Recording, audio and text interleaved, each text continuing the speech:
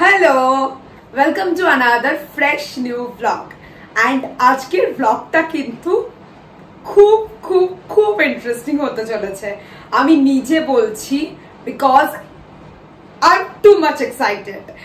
আশা করছি আমি এক্ষুনি যে কথাটা বলতে চলেছি, আজকের ব্লগটা কি নিয়ে, সেটা শুনলে তোমরা আরো বেশি আমার থেকে এক্সাইটেড হয়ে যাবে, বিকজ তোমরা তার প্রমাণটা অলরেডি আমায় দিয়ে দিয়েছো। তোমাদের কতটা এক্সাইটমেন্ট সেটা আমি দেখে নিয়েছি। সেটা হচ্ছে আজকের ব্লগটা কি নিয়ে, বলো? গেস করো, গেস করো। সেটা হচ্ছে সেই যে আমি একটা পোস্টার ছেড়েছিলাম যে আমি আমার এবং আমার মায়ের সাথে ঘটে যাওয়া ভূতের একটা গল্প তোমাদের সাথে শেয়ার করব। সত্যি ভূতের গল্প তোমাদের সাথে শেয়ার করব, যেটা আমাদের সাথে বাইরে একটা জায়গায় ঘুরতে গিয়ে ঘটেছিল। সেটারই আজকে ফুল স্টোরিটা তোমাদেরকে ব্লগের মাধ্যমে আমি বলতে চলেছি। Yes yes yes. তো যে যেখানে আছো প্লিজ, যে যেখান থেকেই শুনছো, কেউ হয়তো অফিসে বসে শুনছো, কেউ হয়তো কোনো কাজ করতে করতে শুনছো, কেউ হয়তো কারোর বিজি শিডিউল থেকে একটু টাইম নিয়ে আমার ব্লগটা খুলেছো, খুব ভয় পেতে চলেছো, ঠিক আছে? খুব ভয় পেতে চলেছো। অ্যান্ড এটা আমি বলতে পারি, যারা ভূতে ভয় পাও তারা আরেকটু বেশি ভয় পাবে। অ্যান্ড এখনো যারা ভূতে বিশ্বাস করো না, ভূত বলে কিছু নেই, ভূত বলে কি হয়, সায়েন্সের যুগে বিশ্বাস করো, তারা আজকের এই স্টোরিটা শোনার পর থেকে একটু হলেও ভূতে বিশ্বাস করবে, আমি বলছি। কারণ আমারও এরকম একটা মেন্টালিটি ছিল, ভূত কি হয়, ভূত বলে কিছু হয় না, ধর কি বলছে মানুষজন, সায়েন্সের যুগে আবার ভূত কি। বাট হ্যাঁ, আমরা যখন ভগবানকে হাত জোর করে আমাদের মনস্কামনা জানাই, বা ভগবানের কাছ থেকে আমাদের কোনো ব্লেসিংস আমরা পাই বা কিছু, ভগবানকেও তো আমরা চোখে দেখতে পাই না, ভগবানকে আমরা বিশ্বাস করি, রাইট? মন থেকে বিশ্বাস করি। সেরকম ভূতও কিন্তু আছে। তো সেই ক্ষেত্রে যারা ঈশ্বরকে বিশ্বাস করো তারাও একটু ভূতটাকে আজ থেকে বিশ্বাস করতে শুরু করো আমার স্টোরিটা শুনে। কারণ এটা আমার গায়ে কাটা দিচ্ছে, আমার গুজবাম্পস উঠছে। এটা আমি নিজে প্রত্যক্ষদর্শী। হয়তো খুব ছোট ছিলাম, পুরো ঘটনাটা বলতে গেলে তোমরা বুঝতে পারবে যে আমি তখন খুবই ছোট ছিলাম। অ্যান্ড এখন এত কিছু বলে দেব না, তোমাদের পুরোটাই গুলিয়ে যাবে। সো গল্প শুরু করা যাক। Lights off. সো বসে পড়েছি গল্প বলতে। ব্যাপারটা হয়েছিল তখন আমি ক্লাস 2। আমাদের প্ল্যান হয় ঘুরতে যাওয়ার। কাদের সাথে?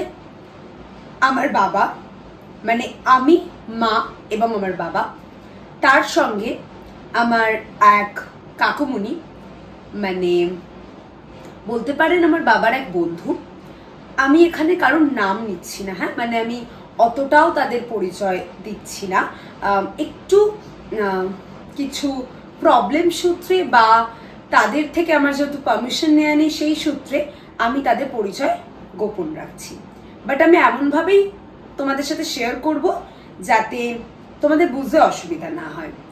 তো আমি, মা এবং আমার বাবা এবং আর একটা ফ্যামিলি, যেখানে আমার এক কাকুমুনি, আমার বাবার তিনি খুবই ছোটবেলার বন্ধু ছিলেন, খুবই আদরের, ভালোবাসার এবং খুবই শ্রদ্ধা করতেন আমার বাবাকে, সেই কাকুমুনি এবং তার ছোট্ট পুচকে একটা সন্তান এবং তার ওয়াইফ।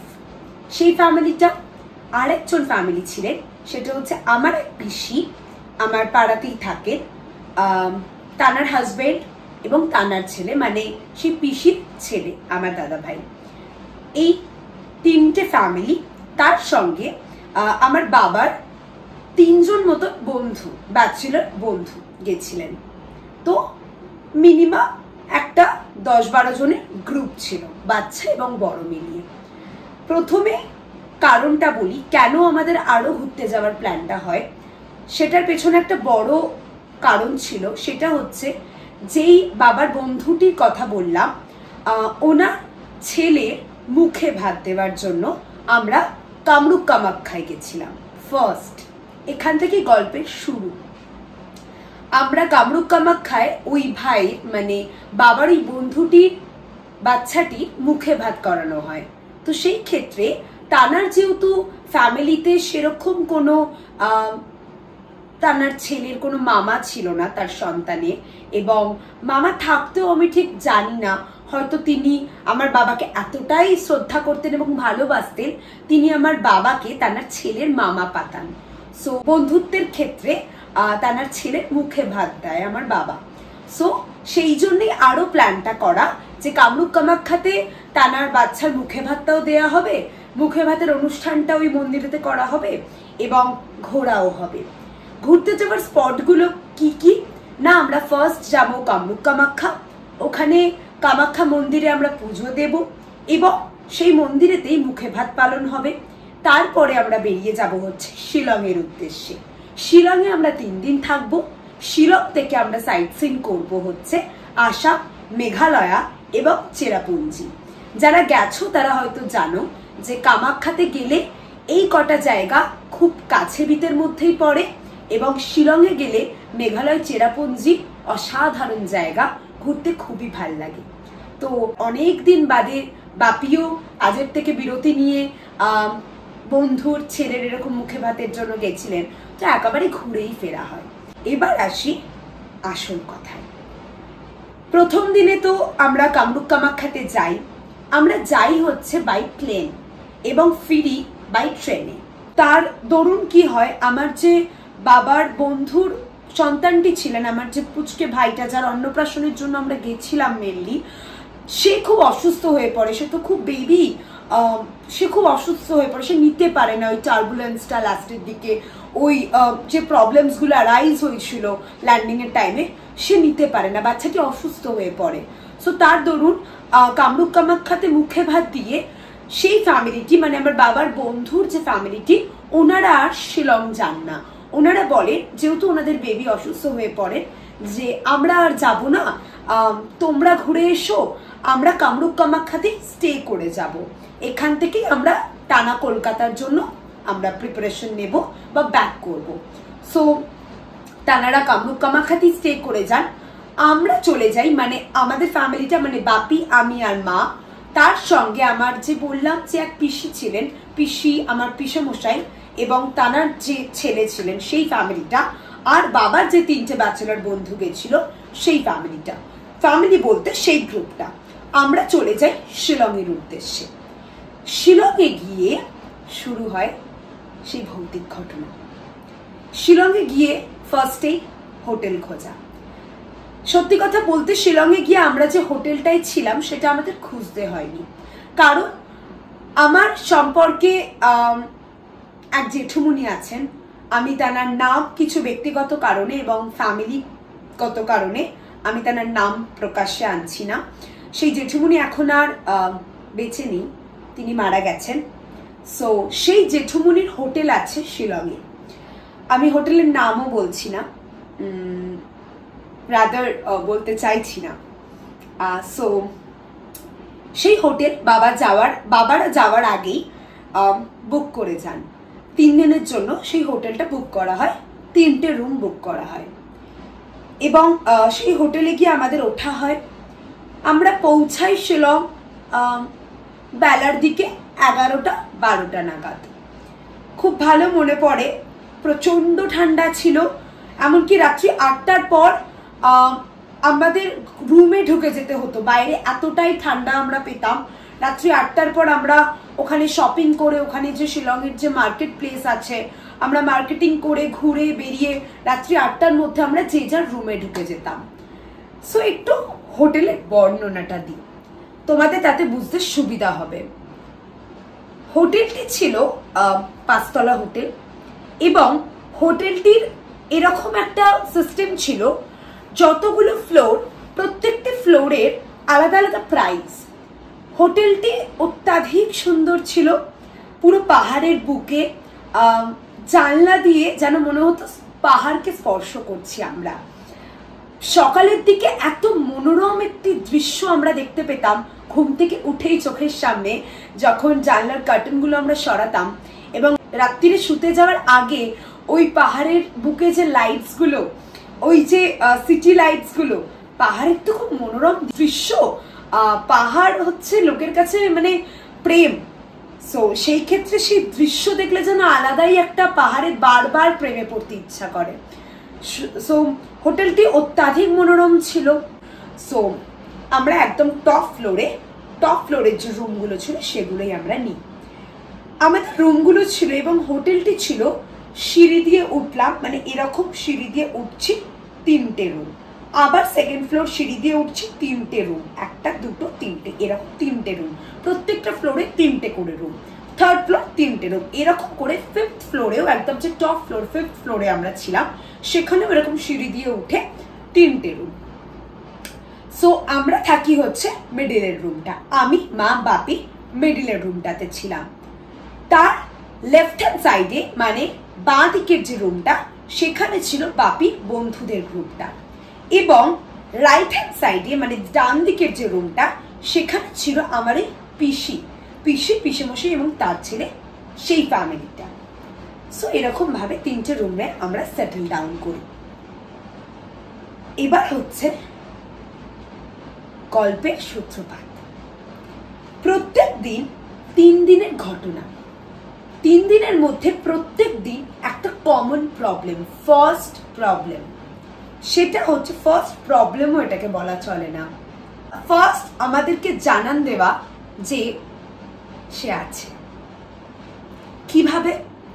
আমরা প্রত্যেক দিন মার্কেটে ভিজিট করতাম, কোনো সামনের সাইট সিনে ভিজিট করতাম, যে কোনো জায়গায় ভিজিট করে আসার পর সকাল হোক দুপুর হোক রাত হোক, যখনই আমরা আমাদের রুমটা খুলতে যেতাম, যখনই আমাদের রুমের দরজার লকটা খুলতে যেতাম, তখনই বাবাও লকটা খুলতে পারতো না, মাও লকটা খুলতে পারতো না। আমি তখন অনেকটাই ছোট, আমি চেষ্টাও করতাম না। সো পাশে যখন বাবার বন্ধুদেরকে বাবা ডেকে বলতো দেখ তো লকটা খুলতে পারছি না, তারাও চেষ্টা করতো, তারাও সেই কি দিয়ে লক খুলতে পারছে না।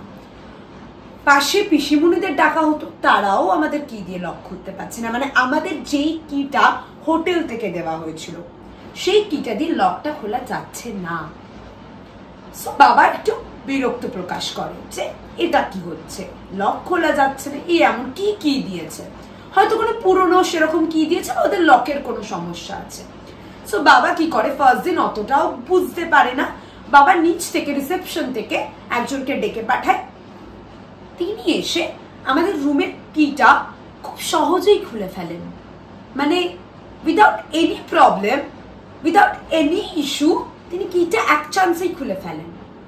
সো বাবাও একটু অবাক হয় যে আমি কি টায়ার্ড আছি, হয়তো কিছুভাবে লকটা খুলতে পারছিলাম না, প্রবলেম হচ্ছিল কিছুতে। সো বাবা প্রথম দিন অত মাথা খাবাননি। দ্বিতীয় দিন সেম প্রবলেম, আবার কোনো একটা জায়গায় এসে আমরা যখন কি খুলতে যাই পারি না কি খুলতে, সেদিন বাবা একটু রাগারাগি করেন। সেদিনও রিসেপশন থেকে একজন এসে অনায়াসে কিটা খুলে ফেলে, দরজার লকটা খুলে ফেলে অনায়াসে, উইদাউট এনি প্রবলেম। তখন বাবার একটু সন্দেহ হয় যে এটা কি হচ্ছে, এটা কেন হচ্ছে, আমি এত দামি একটা হোটেলে আছি, একটা রুমে কি আমরা কেন খুলতে পারছি না, ওরা কিভাবে অনায়াসে খুলে ফেলতে পারছে, তার মানে কি ওরা কিছু করে রেখেছে, হয়তো ওদের কোনো একটা আলাদা চাবি দিয়ে ওরা কিছু করে রেখেছে, হয়তো কার মনে কি আছে কেউ তো আমরা তো বলতে পারি না, না আমরা তো কোনো মাইন্ড রিড করতে পারবো না, হয়তো কিছু বাজে উদ্দেশ্যের জন্যই হয়তো কিছু করে রাখা হয়েছে দরজার কিতে। তো সেই ক্ষেত্রে বাবা প্রশ্ন করে যে এটা কেন হচ্ছে, একটু বিরক্ত প্রকাশ করে।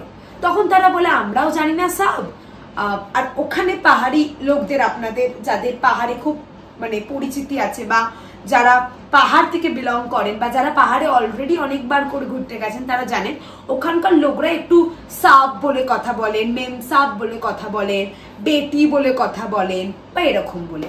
তখন বলছে আমরাও তো জানি না সাব, কি করব, এরকম খুলে তো যাচ্ছে। ওনারা আদৌ হিন্দি আদৌ বাংলায় কথা বলছেন, আমি আপনাদেরকে বাংলাতেই পুরোটা বলছি, এমনকি আমি তোমাদেরকে বাংলায় পুরোটা বলছি। সো বাবা বলে ঠিক আছে ঠিক আছে বেশ। থার্ড দিনও সেম প্রবলেম, এই নিয়ে একটা গোলমাল চলতেই থাকে, দরজার লক খোলা নেই।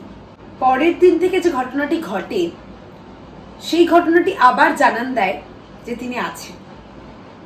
কি ঘটে বলতে গেলে এখানে একটা ছোট্ট কথা বলতে হয়, কারণ এই কথাটা বলা খুব ইম্পর্টেন্ট, তাতে তোমরা বুঝতে পারবে। সেটা হচ্ছে কামরূপ কামাখ্যাতে যখন মা আর বাপি আমাকে নিয়ে পুজো দেন বা সবার সাথে যখন পুজো দেন, সেই কামরূপ কামাখ্যায় দাঁড়িয়ে আমার বাপি আর মায়ের মধ্যে একটু কিছু নিয়ে মনোমালিন্য বা একটু তর্কাতর্কি বা একটু মতের অমিল হয়েছিল।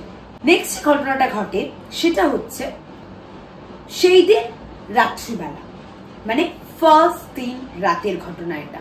আমার পিসিমণি হঠাৎ ফার্স্ট দিনের পরের দিন মানে সেকেন্ড দিন আমাদের রুমে আসেন সাডেনলি, অনেক সকালবেলা, লাইক 7টা 7:30 নাগাদ রুমে এসে থাম থাম থাম থাম থাম থাম থাম থাম। আমার মা যথারীতি রুম খোলেন। রুম খুলে আমার বাপি তখন অব্দি শুয়ে রয়েছেন, আমিও শুয়ে রয়েছি, আমাদের কারণ ঘুম ভাঙেনি। পিসিমণি, পিসামশাই এবং তার ছেলে এসে ঘরেতে সাডেন ঢুকে খুব ভয়ার্থ এবং খুব চিন্তিত কণ্ঠে তারা বলেন যে হেনা, তোমার আর গানের মধ্যে, মানে আমার মায়ের ডাকনাম হেনা এবং আমার বাপির ডাকনাম গান, তো হেনা তোমার আর গানের মধ্যে কালকে ঝামেলাটা মেটেনি? তোমাদের মধ্যে তর্ক বিতর্ক, অশান্তি, মনোমালিন্য মেটেনি? তোমরা আবার অশান্তি করেছো কালকে রাত্রিবেলা? একটা ঘুরতে এসে কেন এত অশান্তি করছো? যথারীতি আমার মা বলে, এখানে একটা কথা বলে রাখা ভালো, আমার মা আর বাবার মধ্যে অশান্তি মিটে গেছিল। হোটেলে ঢোকার পরপরে তাদের মধ্যে মনোমালিন্য, অশান্তি, কাটাকাটি পুরোটাই তারা দুজনের মধ্যে সলভ করে নেয়। তাদের মধ্যে কোনো এই নিয়ে কথা বা মনোমালিন্য হয়নি। তখন আমার মা বলে যে কোথায় দিদি, না তো, এরকম তো কিছু হয়নি, আর আমাদের মধ্যে তো সবটাই ঠিক আছে, এখন মিটেও গেছে, কালকে হোটেলে ঢোকার আগেই মিটে গেছে, আমাদের মধ্যে এখন সবই ঠিক আছে। তখন বলছে না, কালকে রাত্রিবেলা বলে, আর আমার পিসামশাই পিসি সারা ঘর এরকম দেখছে, মানে সারা ঘর এরকম লক্ষ্য করছে। আর হোটেলের টেবিলের ওপরে, তোমরা হয়তো জানো যারা হোটেলে ঘুরতে যাও কোনো জায়গায় বা হোটেলে যারা স্টে করো, যে 3টে করে গ্লাস বা 2টো করে গ্লাস থাকবে দেওয়া, একটা অ্যাস্ট্রে দেওয়া থাকে, একটা ট্রের মধ্যে একটা সোপ, একটা হ্যান্ড ওয়াশ, কোনো শ্যাম্পুর পাউচ টাউচ এরকম দেওয়া থাকে হোটেলে, টাওয়েল, এগুলো দেওয়াই থাকে, এগুলো ম্যান্ডেট হোটেলের। তো সেগুলোর দিকে তাকাচ্ছে। মা বলছে কি হয়েছে বলো তো, তোমাদের কি হয়েছে? তোমরা এরকম হঠাৎ এত সকালবেলা এসে এরকম প্রশ্ন করছো, ঘরে এরকম চারিদিক দেখছো? বলছে না, তখন কিছু বলেনি আমার মাকে। না ঠিক আছে, কিছু না, তোমাদের মধ্যে কিছু হয়নি তো, তাহলে সব ঠিক আছে তো? মা বলছে হ্যাঁ সবই ঠিক আছে, কিচ্ছু হয়নি বলে আমার পিসিমণিরা বেরিয়ে চলে গেছে। মাও ভুলে গেছে, মাও শুয়ে পড়েছে। তারপরে উঠে আমরা সাইড সিন বেরিয়ে গেছি, সব আবার নর্মাল সারাদিন। এটা গেল আমাদের রুমের ঘটনা, যেটা পিসিমণিরা ফিল করতে পেরেছে। এবার পিসিমণিরা কি ফিল করতে পেরেছে সেটা বলি, যেই কারণে পিসিমণিরা আমার মায়ের রুমে এসে কথাটা বললো। সেটা হচ্ছে আমার পিসিমণিরা ফার্স্ট দিন রাতে শুনতে পেয়েছে আমাদের ঘর থেকে দুমদাম আওয়াজ, মানে স্বামী স্ত্রীর ঝামেলা হলে, মারধর করলে বা খুব ঝগড়াঝাটি হলে, বা কাচের গ্লাস ছুঁড়ে ফেলে দেওয়ার শব্দ, বা কাচের গ্লাস ছুঁড়ে মারার শব্দ, কাচের ট্রে ফেলে দেওয়ার শব্দ, অনেক রকম আওয়াজ, দুমদাম অনেক রকম শব্দ শুনতে পেয়েছে আমাদের রুম থেকে। তখন আমার পিসিমণি পিসমশাইয়ের মনে হয়েছে মাঝরাতে যে হয়তো আমার বাবা মায়ের সেই মন্দিরের অশান্তিটা এখনো অব্দি টু বি কন্টিনিউ চলছে, এবং বাবা মায়ের মধ্যে হয়তো মনোমালিন্য চলছে, ঘরের মধ্যে অশান্তি চলছে। সো এটা গেল আমাদের রুমের ঘটনা। সেম দিন সেম রাতে আমাদের পিসিদের রুমে হয় আরেক ঘটনা। সেটা হচ্ছে যতবার আমার পিসেমশাই রুমের ওয়াশরুমে গেছেন এবং ওয়াশরুমে গিয়ে তিনি তার ওয়াশরুমের যা যা কাজ, ফ্রেশ হওয়া, ওয়াশরুম সারা বা টয়লেট, পটি ইত্যাদি সব কিছু করার পর তিনি যখন বেরিয়ে এসছেন, বেরিয়ে আসার পর যথারীতি আমরা হোটেলের ওয়াশরুম লক করে বেরোবো, রুমে আসবো এবং অ্যাটাচ ওয়াশরুম, প্রত্যেকটা রুমে অ্যাটাচ ওয়াশরুম, বেরিয়ে আসবো। ততবারই রাত্রিবেলা ওয়াশরুমের দরজাটি হাট করে খুলে গেছে, উইদাউট এনি দমকা হাওয়া, উইদাউট এনি কোনো প্রেশার বা হাওয়া লেগে খুলে যাওয়া বা ভুলবশত খুলে রেখে চলে আসা, কোনো কিচ্ছু না। তার পুরো মনে ছিল তিনি দরজা লক করে রুমে এসছেন। পর মুহূর্তে তিনি ঘুরে দেখেন দরজাটি নিজের মতন খুলে যাচ্ছে। যতবার লক করছে দরজাটি যেন কেউ বলছে খুলে রাখ। এবং মাঝ রাত্রিবেলা হঠাৎ হঠাৎ নয় শাওয়ার, নয় ট্যাপ ওয়াটার, নয় ফ্লাশ অন হয়ে যাচ্ছে মিনিটে মিনিটে। আমার বাবাদের বন্ধুদের রুমে যে ঘটনাটা ঘটেছিল সেটা হচ্ছে, বাবার বন্ধুরা 3 জন ছিলেন। এবার 3 জনের একটা দুটো করে লাগেজ হয়েছে। প্রত্যেকটা লাগেজ থেকে তারা নিজেদের প্রয়োজনীয় জিনিসপত্র বার করছেন। যখন বার করছেন, বার করে রুমেতে যে কভারটা দেওয়া হয়েছিল আমাদেরকে, যে একটা আলমারি মতন বা একটা ওয়ার্ড্রপ মতন, সেখানে গিয়ে তারা নিজেদের লাগেজ রাখছে, ব্যাগ রাখছে, যা যাবতীয় তারা নিয়ে এসছে, ব্যাগ লাগেজ ইত্যাদি সবই তারা তার মধ্যে রাখছে বা সেই তার সামনে সামনে করে রাখছে। প্রত্যেকবার তারা দেখছে তাদের চোখের সামনে থেকে সেই ব্যাগ লাগেজ চলে যাচ্ছে ওয়াশরুমের সামনে। বিলিভ, আদৌ কেউ নিয়ে যাচ্ছে না, তারা কাউকে চোখে দেখতে পাচ্ছে না যে কোনো মানুষ, কোনো ব্যক্তি সেটা টেনে নিয়ে যাচ্ছে। তাহলে কে? সেকেন্ড দিন যেটা হলো সেটা মারাত্মক। সেটা হচ্ছে, আমরা সাইট সিন করতে যাই, সাইট সিন করে আমরা রুমে ফিরি, বেশ বিকেল হয়ে যায়। বিকেল নাগাদ রুমে ফিরিয়ে যথারীতি আমাদের দরজা খোলাতে প্রবলেম হয়। সেম প্রবলেম যেটা আমি বললাম 3 দিনই হয়েছিল, গতানুগতিক একই সমস্যা। সো সেটা ছাড়া রুমে ঢুকে আমার মায়ের সাথে যেটা ফার্স্ট হয়, তিনি জানান দেন তার প্রেজেন্সটা, সেটা হচ্ছে রুমের দরজাটা খুলেই মা যখন ঢোকে, মা ঢুকে রুম থেকে একটা উগ্র ধূপের গন্ধ পান, মানে যেটা নাকে নেওয়া যাচ্ছিল না।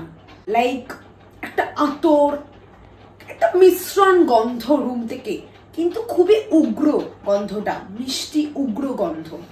সো এখানে বলে রাখা ভালো, সেই দিনকে মা এমন না যে রুমের মধ্যে কোনো পারফিউম মেখে বেরিয়েছে। আমার বাবা পারফিউম ইউজ করতেন, কিন্তু উগ্র পারফিউম না। সো সেই ক্ষেত্রে সেদিনকে রুমে যে কোনো পারফিউম মেখে বেরোনো হয়েছে যে সেই গন্ধটা বন্ধ ঘরের মধ্যে থেকে যাবে, বা কোনো ধূপ জ্বালিয়ে বেরোনো হয়েছে, এরকম কিচ্ছু না। কিন্তু মা ঢুকেই একটা উগ্র ধূপের গন্ধ পায়, ম ম করছে ধূপের গন্ধটি গোটা ঘরেতে। মায়ের একটু বিরক্তি লাগে যে কেন, মানে আমি নিতে পারছি না কেন। বাট তাও মা ঢুকে, পাহাড়ি ঘর, কিরকম হতেই পারে বলে মা ফ্রেশ হতে চলে যায়। ফ্রেশন আপ হয়ে আড্ডা টাড্ডা মারা হয়, খাওয়া দাওয়া রাত্রিবেলার হয়, সবকিছু হয়। হওয়ার পরে রাত্রিবেলা শুতে যাওয়ার সময় হোটেল রুমে যে টিভিটা দেয়া ছিল, সেই টিভি দেখতে দেখতে মা ঘুমায়। এখানে বলে রাখা ভালো, হোটেল রুমেতে কোনো আর রুমের আলো জ্বলছিল না, শুধু টিভির যে আলোটা, টিভি চালালে যে স্ক্রিনের আলোটা পড়ে রুমের মধ্যে, সেই আলোটুকুতে রুমটা আলোকিত হয়েছিল। এবারে আসি সেই মারাত্মক মোমেন্টটাতে। হঠাৎ তখন মাঝরাত, প্রায় 2:30 কি 3টে, আমার মা দেখছে রুমের মধ্যে, একটা কথা বলে রাখা এখানে ভালো, সেটা হচ্ছে আমার বাপি সেই দিন বেডেতে একদম দেওয়ালের দিকে শুয়েছিল। মানে এরকম যদি রুমটা হয়, বেডের একদম দেওয়ালের দিক করে বাপি, মিডিলে আমি, এবং দরজার দিকে মা, মানে রুমের যে এন্ট্রেন্স, যে দরজাটা, মেন দরজা, সেদিকে মা। সামনে আমাদের বেডটা এদিকে, সামনে আমাদের চোখের সামনে হচ্ছে রুমের কংক্রিট দেওয়া সুন্দর একটা উইন্ডো, যেটা প্রথমেই গল্পের বললাম যে উইন্ডোর কার্টেনটা খুললে সকালবেলা আমরা ঘুম চোখ খুলেই একটা দারুণ দৃশ্য দেখতে পাই। আর ঠিক সেই উইন্ডোর গায়ে লাগানো, এরকম সোজা গায়ে লাগানো কর্নার করে ওয়াশরুমের দরজাটা, ওয়াশরুম, আর বেডের পাশে এরকম ওয়াশরুমে এরকম সাইডেই হচ্ছে টিভিটা। টিভিটা ছিল একটা টেবিলের ওপরে বসানো, স্মার্ট টিভি না, একটা ছোট আগেকার দিনের যে টিভিগুলো সেরকমই একটা বক্স টিভি যেগুলো হয় সেরকম একটা টিভি টেবিলের ওপর করে বসানো। মা হঠাৎ 2:30 থেকে 3টে নাগাদ আদৌ ঘুমে একটা ঘোর মায়ের মধ্যে কাজ করছিল। মা দেখতে পাচ্ছে নিজের স্বচক্ষে মায়ের মাথার কাছ থেকে, মানে দরজার কাছ থেকে বাপি হেঁটে ওয়াশরুমের দিকে এগোচ্ছে। মানে মা ধরো এরকম শুয়ে আছে, মা এরকম দেখছে যে বাপি দরজার সামনে দিয়ে হেঁটে, মানে রুমের এন্ট্রান্সের যে দরজা সেই দরজার সামনে দিয়ে হেঁটে সোজা মায়ের সাইড দিয়ে চলে যাচ্ছে ওয়াশরুমের দিকে। এবং মা বাপির ব্যাক সাইডটা দেখছে, মানে আমার বাপির ব্যাক সাইডটা দেখছে। আমার বাপির এখানে বলে রাখা ভালো, আমার বাপির হাইট ছিল শর্ট, খুব একটা লম্বা আমার বাপি ছিলেন না, শর্ট হাইট মানুষ ছিলেন। সেম বাপির সেই শরীরের স্ট্রাকচার,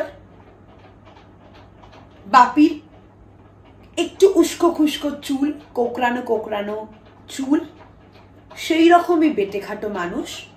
বাবা মা পুরোটা দেখছে বাপি হেঁটে চলে যাচ্ছে, এবং বাপির গায়েতে একটি শল, একটি শীতের শল, যেই শলটি এখানে বলে রাখা ভালো মা ফ্লাইটে আসার সময় আমার পিসির ছেলেকে দিয়ে দিয়েছিল। কারণ আমার পিসির ছেলে তখন একটু টিনেজার, স্টাইল করবে, ঘুরতে যাচ্ছে, ফটোশুট করবে, তো সে স্টাইল করার জন্য সেরকম ভাবে লাগেজ থেকে ঠান্ডার কিছু বের করে নেয়নি। আর লাগেজ তো অলরেডি এয়ারপোর্টে চেক ইন করে চলে গেছে, সেখান থেকে তো লাগেজ থেকে বের করা সম্ভব না কিছু ফ্লাইটে বসে। মায়ের ওটা মাথাতেই রাত্রিবেলা নেই, ওই ঘুমের ঘোরেতে, ওই মাঝ রাত্রিবেলা মা যখন বাপিকে দেখছে ওই গায়ে শলটা পরে বাপি বাথরুমের দিকে, ওয়াশরুমের দিকে এগিয়ে চলেছে, মায়ের তখন মাথায় কাজ করছে না, মায়ের মাথায় নেই যে শলটা তো মায়ের কাছে নেই, ওই শলটা বাপির কাছে কি করে আসবে, ওই শলটা তো সেদিনকে রুমেতেই নেই, কারণ ওই শলটা ফ্লাইটেই চলে গেছিল আমার পিসির ছেলের কাছে। সো ওই শলটা আমার বাপির গায়ে সেই মুহূর্তেই অত রাত্রিবেলা কি করে চলে এলো? এগুলো কিন্তু মা কিছুই ভাবতে পারছে না। মা শুধু দেখতে পাচ্ছে ওই সেম শল বাপি গায়ে দিয়ে ওয়াশরুমের দিকে এগোচ্ছে। ঠিক সেই মোমেন্টে মা বলে ওঠে যে কি গো, তুমি এত রাত্রিবেলা ঘরের মধ্যে পায়চারি করছো, রুমের মধ্যে হেঁটে চলে বেড়াচ্ছ, তুমি ঘুমাওনি? ঘুম আসছে না কেন তোমার? কালকে আমাদের ভোরের ট্রেন। এতে বলে রাখা ভালো পরের দিন, মানে এটা আমি সেকেন্ড দিনের ঘটনা বলছি, থার্ড দিনের দিন আমাদের সকালবেলা ফেরার, মানে কলকাতা ফেরার ট্রেন ছিল। মা বলছে আমাদের কলকাতা ফেরার, কলকাতা ব্যাক করার ট্রেন আছে, সকাল সকাল উঠতে হবে, তুমি এখনো অব্দি এত রাত্রিবেলা রুমের মধ্যে পায়চারি করছো, ঘুমিয়ে পড়ো। বলে মা দেখছে ওয়াশরুম অব্দি বাপি গিয়ে থেমে গেল। মা কিন্তু তখনও অব্দি বুঝতে পারছে না বা জানে না, বা মা খেয়ালও করছে না যে মায়ের পাশে দেওয়ালের দিকে বাপি খাটেতে শুয়ে, বাপি খাটে ঘুমিয়ে, ওটা বাপি না। তখনই গাঢ় একটা ঘুম চলে এলো এবং মা নিজের মতো ঘুমিয়ে পড়ল। পরের দিন সকাল, আমরা কলকাতায় ব্যাক করব। যথারীতি সকালবেলা উঠেছে, উঠে মায়ের আর কিছু মনে নেই আগের দিনের রাতে যে এসব মা দেখেছে, বাপিকে যেসব কথা বলেছে, বা মায়ের সাথে যে এরকম কিছু হয়েছে, এরকম কিছুই আর মায়ের সেরকম তাড়াহুড়োর মধ্যে লাগেজ গোছানো, বেরোনো, ট্রেনে ওঠা, এসব কিছু তখন ওদের মনে নেই। মিডিলে একটা কথা যেটা আমি মিস আউট করে গেছি, সেটা হচ্ছে এই যে 3টে দিন শিলংয়ের হোটেলে থাকা হলো, এই 3টে দিনের মধ্যে প্রত্যেক দিন every day, every single day আমাদের 5th ফ্লোরে লোডশেডিং হয়। Every single day, I repeat. রাত্রি 11টা থেকে 12টা এই টাইমটাতে প্রত্যেকটা দিন আমাদের এই 5th ফ্লোরটাতেই, কোনো ফ্লোরে না, আই রিপিট কোনো ফ্লোরে না, 1st floor, 2nd floor, 3rd floor, 4th floor অব্দি কারেন্ট আছে, ছিল, থাকতো। একমাত্র ওই 5th ফ্লোরটাতেই 11টা থেকে রাত 12টা অব্দি লোডশেডিং হতো। বাবারা এটা নিয়ে যেদিন বেরোচ্ছি, আমরা ব্যাক করছি, হোটেল থেকে চেক আউট করছি, এটা নিয়ে কথা বলেন যে কি হচ্ছিল এটা। আমরা এত টাকা দিয়ে এসছি, আমাদেরই একজন পরিচিত হোটেলে, আমাদের তো ভালো রিভিউ কিছুই দিতে ইচ্ছা করছে না আপনাদের। রুমের দরজা খুলছে না, আপনারা এলে রুমের দরজা খুলে দিচ্ছেন, এরকম কারেন্ট থাকছে না, লোডশেডিং হয়ে যেত ঠিক এই পারফেক্ট সময়তেই, কি হচ্ছে? তখন তানারা বলতেন, না সাব, লোডশেডিং কেন হবে, আমাদের তো লোডশেডিং হলো পাওয়ার ব্যাকআপ আছে। কারণ অত বড় একটা পাহাড়ের বুকে হোটেল, আর হোটেলটা খুব রিনাউন্ড হোটেল। এটা বলে রাখা ভালো, হোটেলটা শিলংয়ের বুকে খুবই নাম করা হোটেল এবং খুবই ভালো সফিস্টিকেটেড হোটেল। এমন না যে খুব লো বাজেটের হোটেল, এটা হওয়া স্বাভাবিক। এরকম তো কিছু হওয়ার কথা নেই সাব। আমাদের পাওয়ার ব্যাকআপ আছে, আমরা সঙ্গে সঙ্গে আমাদের জেনারেটর বা পাওয়ার ব্যাকআপ দিয়ে আমরা কারেন্ট, আপনাদের অনায়াসে ফুল ফ্লেজেড কারেন্ট চলে আসার কথা। তো বাবা সেটা নিয়ে আর বেশি মাথা ঘামায় না, কারণ মাথা ঘামানোর আরো অনেক কিছু বাকি আছে। এবারে হয় কি, মারা হোটেল থেকে বেরোয়, বেরিয়ে স্টেশনে চলে আসে যথারীতি। এসে আমরা কলকাতার ট্রেনটা ধরি। ট্রেনে বসে যে যার মনের ভাব প্রকাশ করতে শুরু করে। যার সাথে বিগত এই 3 দিন যা যা ঘটেছিল, যার যার রুমে যা যা ঘটেছিল, সবাই সবটা বলতে শুরু করে, আওড়াতে শুরু করে সবাই সবার কাছে। প্রথমেই আমার পিসি বলে, আচ্ছা তোদের হোটেলটা ভাল লাগলো? তখন যথারীতি সবাই একটু চুপ করে যায়, একটু সংকোচ করে বলে, হ্যাঁ ভালোই লাগলো, ভালোই ঘোরা হলো। তখন আমার পিসি বলে, যাই বলিস, আমার কিন্তু হোটেলটা ভালো লাগেনি। আমি হোটেলটাতে পা দিয়েই আমি খুব একটা পজিটিভ ফিল পাইনি। এখানে বলে রাখা ভালো, যেই পিসি আমাদের সাথে গেছিলেন, যেই পিসির ফ্যামিলিটি আমাদের সাথে গেছিলেন, তার মধ্যে যে পিসি, তিনি একটু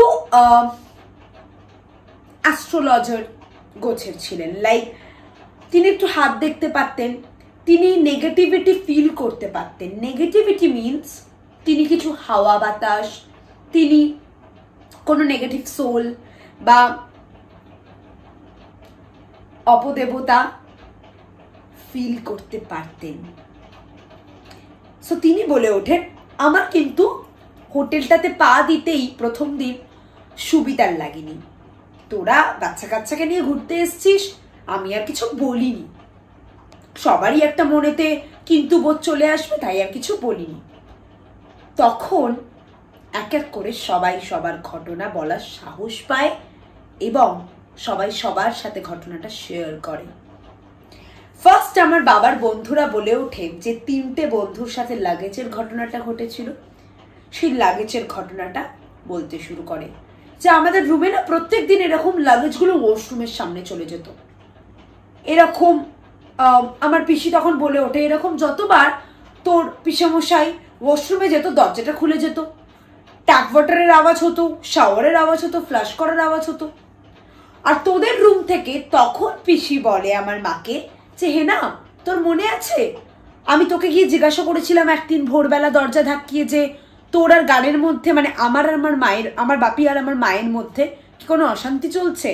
কারণ ওই কাচের গ্লাস পড়ার আওয়াজ, অশান্তির আওয়াজ, ধুমধাম করে আওয়াজ হওয়ার আওয়াজটা ট্রেনারা পেয়েছিলেন, সেটা ট্রেনে বলছিলেন, যে তাই জন্যই জিজ্ঞাসা করেছিলাম। তখন আমার মাও সাহস করে, আমার মায়ের এখানে বলে রাখা ভালো, তখন আমার মায়ের মনে পড়ে যে হ্যাঁ সত্যি তো, এই কথাটা আমার বাবাকে জিজ্ঞাসা করি, মানে আমার বাবাকে আমার মা জিজ্ঞাসা করে যে হ্যাঁ গো এরকম সেকেন্ড দিন রাত্রিবেলা তুমি অত রাত্রিবেলা অবধি কি করছিলে রুমের মধ্যে? তখন ট্রেনের মধ্যে আমার বাবা বলে ওঠে আমি অত রাত্রিবেলা আমি তো ঘুমিয়েছিলাম। ঘুমিয়েছিলে? আর কি করে বলছো আমি তোমার গায়ে শল? তখন আমার মায়ের মনে পড়ে যে শল শল পরে তোমাকে আমি দেখলাম রুমের মধ্যে হাঁটাচলা করতে, শল কোথায়? তখন আমার মা পিসির ছেলেকে জিজ্ঞাসা করে হ্যাঁ রে তোকে যে আমি যে শলটা দিয়েছিলাম সেটা তোর কাছে? বলছে হ্যাঁ মামি শল তো আমার কাছে। তখন আমার মায়ের মনে হয় এটা কি করে সম্ভব, এটা কি করে পসিবল? শল যদি ওর কাছে ওর রুমে সেদিন রাত্রিবেলা থাকে, সেই দিনই ওই শল সেম শল পরে আমি ওই রাত্রিবেলা আমার বাবাকে আমার মা কি করে দেখলো? আমার মায়ের বুঝতে আর কিছুই বাকি থাকে না। এখানে আমার বাবাও মুখ খোলে, আমার বাবাও তখন নিজের সাথে ঘটে যাওয়া একটা ঘটনা বলে, যেটা সবাই ট্রেনে জানতে পারে, আর বাবা ট্রেনেই সবার কাছে এই ঘটনাটা প্রথম বলে, আমার মাকেও বলেনি সেই 3 দিনের মধ্যে। প্রথম দিন রাত্রিবেলা আমার বাবা মাঝরাতে ওয়াশরুম যায়, তখন রাত্রি 1:30 কি 2টো। আমার বাবা ওয়াশরুমে গিয়ে যখন ওয়াশরুমের কোমোটে বসেন, কোমোটে বসে আমার বাবার ফিল হয় আমার বাবা আর উঠতে পারছে না, মানে কোমর থেকে যে উঠবে, উঠে যে বাথরুমের দরজাটা খুলে বেরোবে সেটা আর আমার বাবা পারছে না। আমার বাবাকে কেউ যেন কোমোটের নিচ থেকে টানছে, একটা আকর্ষণ, একটা গ্র্যাভিটেশনাল ফোর্স যেন আমার বাবাকে কোমোটের ভেতরে ঢুকিয়ে নেওয়ার চেষ্টা করছে। আমার বাবার গা হাত পা কাঁপছে। My father was shivering that time, কোমোটে বসে বসে। আমার বাবার অদ্ভুত লাগছে ওয়াশরুমের ভেতরের অ্যাটমসফিয়ার, ওয়াশরুমের ভেতরের টেম্পারেচার। আমার বাবার শরীর খারাপ করতে শুরু করেছিল। আমার বাবার সমানে মনে হচ্ছিল কেউ যেন আমার বাবাকে কোমোটে ঢুকিয়ে নেওয়ার চেষ্টা করছে। আমার বাবা তখন নিজের শত শরীরের মধ্যে যত শক্তি ছিল শত শক্তি দিয়ে উঠে দাঁড়ানোর চেষ্টা করছে কনস্ট্যান্ট।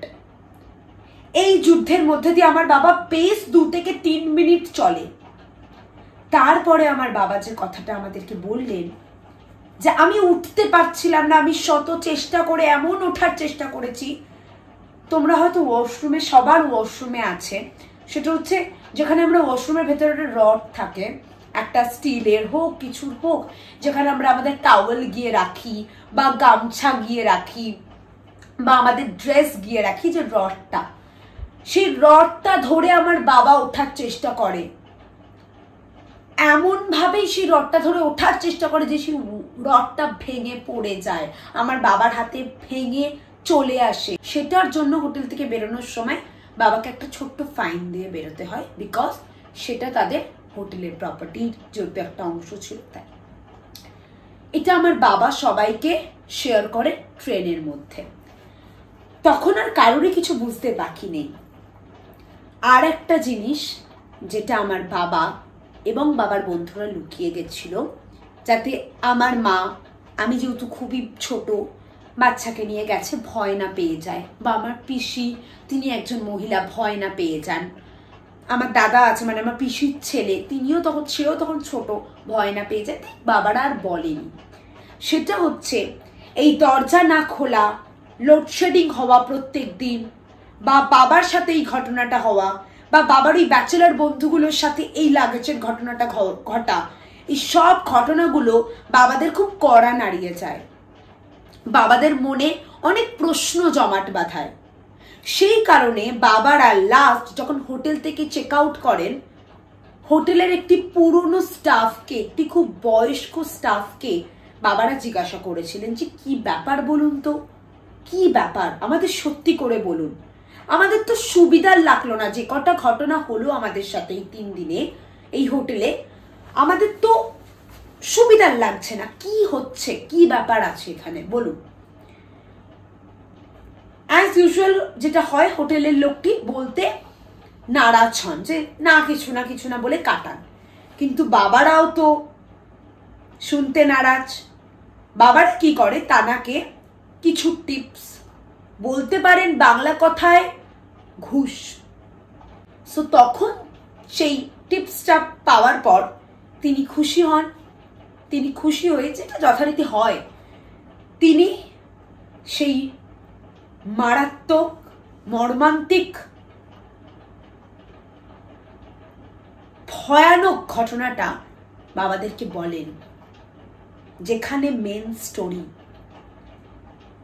সেটা হচ্ছে ওই হোটেলে, ওই ফ্লোরে, মানে 5th ফ্লোরে, যেই ফ্লোরে আমরা ছিলাম বিগত 3 দিন ধরে, যেই ফ্লোরে আমাদের সাথে একটার পর একটা অলৌকিক ঘটনা ঘটে গেছে 3টে রুমের মধ্যেই, সেই হোটেলে বেশ কিছু বছর আগে, মানে আমার বাবারা ট্রিপে যাওয়ার বেশ কিছু বছর আগে, একটি মর্মান্তিক, নির্মম, নোংরা ঘটনা ঘটে যায়। তোমরা হয়তো জানবে, পাহাড়েতে এরকম অনেকে আছে, বা এরকম অনেক পাহাড়ি মেয়েরা ফুল বিক্রি করে, কিছু পাহাড়ি চকলেটস হোটেলে গিয়ে হোটেলের রুমে গিয়ে সেল করে, সাপ নেবে, সাপ লাগবে, বা এরকম হোটেলে গিয়ে।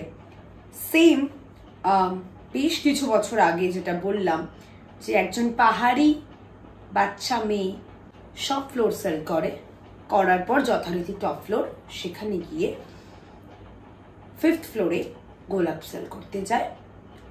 এমনকি মিডিলের যে রুমটা, যে রুমটাতে আমরা ছিলাম পরে গিয়ে, সেই রুমের যখন দরজা নক করে, রুমের ভেতর থেকে বেশ অনেকজন দেখা যায় রুমের ভেতরে, যারা কোনো বিজনেস পার্টি বা বিজনেস ট্রিপ জাতীয় কিছু সেলিব্রেট করতে শিলংয়ের ওই হোটেলটি তারা নেন। 5th ফ্লোরের ওই রুমটি, বেসিক্যালি মিডিলের রুমটি তারা বুক করেন, বা তারা সেখানে স্টে করেন। 6 থেকে 8-10 জন এরকম গ্রুপ, একটা গ্যাং ছিল।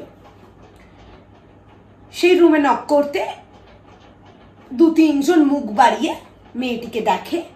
মেয়েটিও যথারীতি বলে যে সাপ, ফুল লাগবে, ফুল নেবে, এত দামের ফুল নিন না, এরম ভাবে তাদের বলে নেওয়ার কথা। সেখানে দাঁড়িয়ে সেই দলটা মেয়েটিকে রুমে ঢুকিয়ে রেপ করা হয়। রেপ করে মেয়েটিকে কুচি কুচি করে কেটে সেই রুমেরই, ওই মিডিলের রুমটারই ওয়াশরুমেতে কমোটে তার ওই বডির পিসগুলোকে ফেলিয়ে দেওয়া হয়। পরে নাকি তারা পলাতক হন, মানে তারা পালিয়ে যান, দেন তারপরে নাকি অনেকেই নিয়ে কেস কামারি চলে, অ্যারেস্টও তারা হন। আমি জানি না সেটা কি সলিউশন, কতটা সলিউশন, আমি হয়তো অন্য টপিকে চলে যাব এটা বলতে গেলে। যাই হোক, ব্যাক টু দ্য পয়েন্ট। তারপর থেকেই নাকি ওই হোটেলের ওই ফ্লোরটা, মানে 5th ফ্লোরের ওই যে 3টে রুম, মিডলের রুম, 2টো সাইডের রুম, লেফট অ্যান্ড রাইট, ওই ফ্লোরটাতে 3টে রুমেতেই ওই মেয়েটির আত্মা যেহেতু শান্তি পায়নি, স্বাভাবিক নয় কি, সে সবাইকে তার জানান দেয় যে আমি আছি, আমি এরকম একটা কষ্ট পেয়ে, এরকম দগ্ধে, এরকম যন্ত্রণায় কাটা পাঠার মতন ছটপট করতে করতে আমি মারা গেছি, আমাকে মারা হয়েছে। তাও it's not a normal death. I repeat, it's not a normal death. ওই 5th ফ্লোরের ওই 3টে রুমে ওনারা কোনো গেস্ট দিতেন না। ইয়েস, ফার্স্ট আমরা ওনাদের হোটেলের গেস্ট ছিলাম। ওই ঘটনাটা হয়ে যাওয়ার পর ফার্স্ট যারা এই 5th ফ্লোরের রুমগুলো ওনারা অ্যালট করেছিলেন আমাদের। সেটা অবশ্য আমার যে জেঠুমনির হোটেল ছিল তিনি সম্পূর্ণটাই জানতেন, সেটাই খুব স্বাভাবিক। তিনি ব্যাপারটা পুরো লুকিয়ে যান, তিনি আমাদের কাছে ব্যাপারটা পরিস্ফুট করেননি। চেনা জানা ভেবেছিল, দিয়ে দিয়েছিল, হয়তো ভেবেছিল আমাদের সাথে কিছু হবে না, এত বছর বাদে আমরা কোনোদিন কোনো মুখও খুলবো না। বাট সেটা নিয়ে আমার বাবা এসে তানার সাথে একটু মনোমালিন্য হয়, কথা কাটাকাটি হয়, সেই নিয়ে খুব স্বাভাবিক এটা। কারণ আমাদের অনেকটা রিস্ক ছিল, আমাদের প্রাণও যেতে পারত। এরপরে যেটাতে আসি, আমার মা কলকাতায়, আমরা সবাই ঠাকুরের আশীর্বাদে আমরা সবাই খুব সেফলি কলকাতায় ব্যাক করে যাই। ব্যাক করার পর সবাই আমার মাকে বলে, আমার মা যাদেরকেই এসে এই স্টোরিটা বলে না কেন, আমার বাবা কলকাতায় ফিরে একটু অসুস্থ হয়ে পড়েন। অসুস্থ ইন দ্য সেন্স খুব জ্বরে পড়ে যান, খুব স্বাভাবিক। আমরা সবাই জানি আমাদের ওপর থেকে একটু হাওয়া বাতাস গেলে বা একটু হাওয়া বাতাস লাগলে বা কিছু আমাদের সাথে নেগেটিভ কিছু হলে জ্বরটা হচ্ছে আমাদের খুব মানে ফার্স্ট সিমটম। তো বাবার সাথেও সেটাই হয়, বাবা জ্বরে পড়ে যায়। তো আমার মাকে সবাই বলতে থাকে, আমার ঠাকুমা দাদু, তখন আমার ঠাকুমা দাদু বেঁচে ছিলেন, তারা বলতে থাকেন ফ্যামিলির সবাই যে একটু গিয়ে ছাড়িয়ে এসো, মানে কোনো মসজিদে গিয়ে একটু ঝাড়ফুঁক ছাড়িয়ে এসো। আমার মা সঙ্গে করে শলটা, যেটা ওই অপদেবতার গায়ে পড়া ছিল, সেই শলটা নিয়ে কলকাতায় ফিরে আমার মা মসজিদে যান। এবং এখন মসজিদ থেকে যে কথাটা আমার মাকে বলে, মসজিদে যাওয়ার পর আমার মা যখন এই শলটা গিয়ে মসজিদে দেখায়, বা এই পুরো ঘটনাটা যখন আমার মা মসজিদে বলে, তখন যে কথাটা মসজিদের পীর বাবা বলেছিলেন আমার মাকে, সেটা মারাত্মক। সব ঘটনাটা শোনার পর মসজিদের পীর বাবা একটাই কথা বলেন যে আমার মায়ের রাশি খুব ভারী, আমার মায়ের সিংহ রাশি, এখানে বলে রাখা ভালো। পীর বাবা বলেন তোমার রাশি যেহেতু খুব ভারী, তাই জন্য তোমার সাথে, তোমার ছোঁয়ায়, তোমার স্পর্শ তোমার স্বামী এবং সন্তান বেঁচে গেছে, তাদের মৃত্যু অবধি হতে পারত, আমরা মারা যেতে পারতাম, আমি আমার বাবা মারা যেতে পারতাম। আর একটা কথা বলেন যে তুমি যদি সেদিনকে তার সাথে কথা বলেছো, কমিউনিকেট করেছো, বাট তুমি যে দেখেছো যে সে ওয়াশরুমের সামনে গিয়ে থেমে গেছে, তুমি যদি তখন গিয়ে তাকে ধরতে বা স্পর্শ করতে বা তার কোনো ডাকে সাড়া দিতে, বা সে যদি একটা বার তোমার দিকে ফিরে তাকাতো, তুমিও কিন্তু মারা যেতে। সে তোমার উপরে বাজে কিছু করতে পারতো, সে যদি চাইতো। আমি জানি না, তিনি আমাদের কোনো ক্ষতি করেননি, তিনি যেখানেই থাকুক ভালো থাকুক, আমি তার শান্তি কামনা করি, কিন্তু ক্ষতি করতে হয়তো পারতো। আমার গল্পটি পুরোলো, নোটে গাছটি মুড়লো। Lights on. সো আশা করছি তোমাদের গল্পটা ভালো লাগবে, তোমাদের গল্পটা ইন্টারেস্টিং লাগবে। আমি আমার মতন করে গল্পটা বলেছি, যেরকমটা আমি এখনো অবধি শুনি বা যতটুকু আমার মনে আছে, ক্লাস 2 এর স্মৃতি, যেটুকু আমি ফেস করেছি আমার মা বাবার সাথে থেকে, সেটুকু আমি যেটা নিজের মধ্যে থেকে ফিল করেছি সেরকম ভাবে তোমাদেরকে আশা করছি বোঝাতে পেরেছি ঘটনাটা, বা বলতে পেরেছি আমি। অ্যান্ড মেন থিং, আজকের ভূতের গল্পটা যদি ভালো লেগে থাকে তাহলে কিন্তু লাইক, কমেন্ট আর শেয়ার করতেই হবে, এটা কিন্তু মাস্ট।